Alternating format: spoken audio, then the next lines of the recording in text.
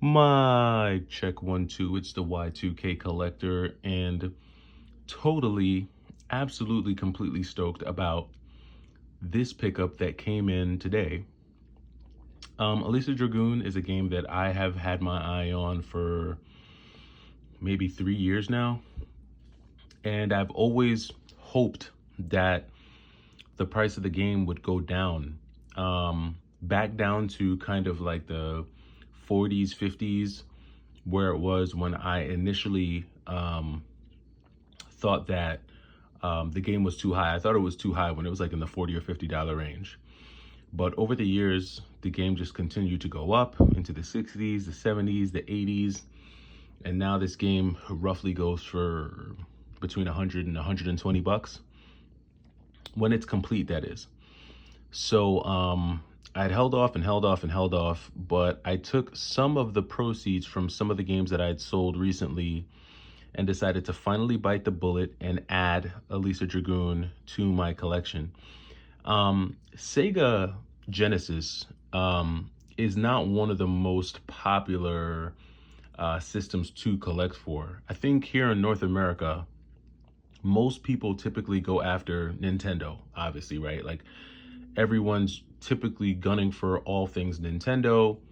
And that's, some people are just exclusive Nintendo collectors.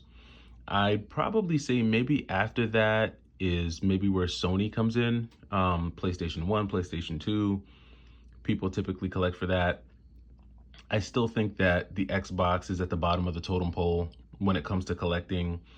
360 aside, right? And the 360, you know, that's like recent that people are really, really gunning for 360 stuff. So um, I think personally, there's a gold mine, and not like literally financially, but just in terms of quality games. The Sega Genesis was the home to so many classics. And Alyssa Dragoon is definitely one of them. Um, as I mentioned in a video earlier this week, I've really just been trying to add certain pieces to my collection. And when it comes to my Sega games, I'm trying to have them all housed in clamshell cases that still have the hang tag. So I'm gonna have to probably do a case swap. I may just have to go out there and find like an old, Madden 99. Well, probably not Madden because I don't think those would fit, but I need to find like an older, just cheap Sega game that I can do a case swap with. But I was really stoked to get this because the manual is in like really good shape, really, really good shape on that manual. And then the game itself is in really good shape as well. I still got to crack this open just to make sure. I always double check to make sure that everything is legit, that I have not been sold a lie, because that's becoming very, very, well, it's not becoming. I guess it's always been popular, but people these days, they'll just sell you anything. So, but this is one that I'm glad to finally have in the collection complete. Alisa Dragoon is just a very fun game. This is my type of game. It's a side-scrolling action platformer with a main character who has a variety of weapons and powers. You have different helpers that can come out and help you between different dragons, and I know one's like a dragon, one looks like a little salamander. There's like three that you can choose from. They all have their own unique powers and abilities. There's like a level up aspect to the game. I think this is just a very, very well done game, especially for its time. So if you don't feel like shelling out the 120 bucks to actually own this game, you can just get yourself a Sega Genesis Mini 2. And this game, I believe, is on that mini console. But just classic Sega Genesis goodness, man. Just look at that. Just loving that whole 16-bit era. I grew up on this stuff. I grew up on the Genesis, and that's why I think, as much as I love Nintendo, Nintendo is probably maybe 30 to 35% of my collection. So much of my collection is made up of Sega Genesis games, Sega Saturn games, Sega Dreamcast games.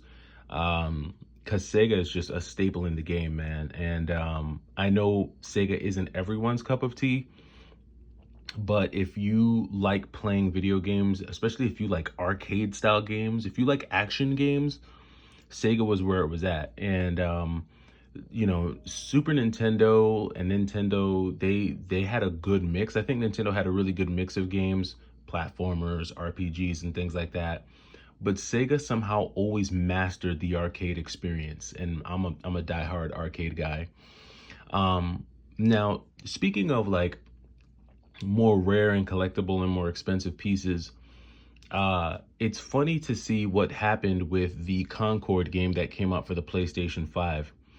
And I would say that this is, Concord is a good example of, for anyone who's collecting, who's trying to add rare and potentially really valuable pieces to their collection. Concord is a really good example of a game that someone who's a collector should be picking up.